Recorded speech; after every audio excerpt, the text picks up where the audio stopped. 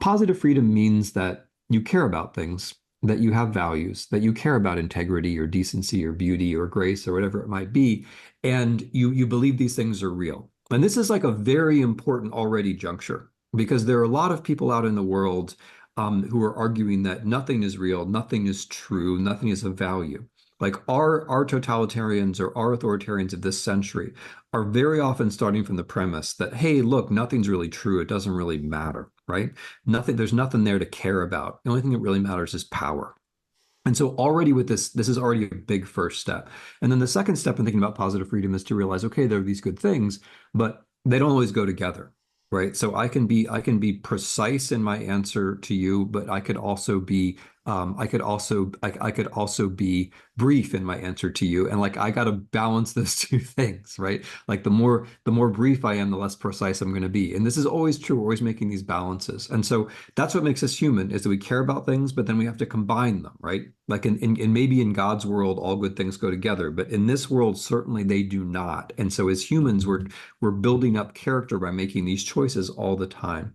And so then the third step is, okay, if freedom is positive and freedom is a state where we can make these choices about what's good and develop ourselves and become the people we want to be, what kind of politics does that involve? And that's pretty easy because then you can just say, okay, you should have a government which creates the conditions which, given our weaknesses and possibilities as the kinds of biological and spiritual creatures we are, what kind of structures then allow us to become that free person? So it's not more government, less government. Who cares? It's the right kind of government, right? So that's positive freedom. Negative freedom is like a baby step towards positive freedom, but it doesn't get you all the way there.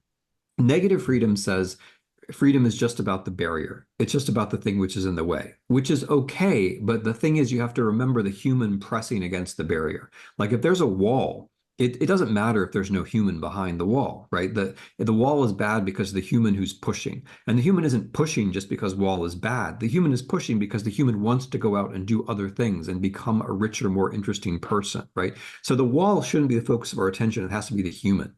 And the mistake a lot of Americans make, particularly, is we say, okay, well, freedom's only negative. It's only about the barrier, and the barrier is the government. And therefore, so long as I'm slagging the government, then I'm being a free person. And that's just such an easy shortcut, and it's just not true, right? Sometimes government helps, sometimes it hurts.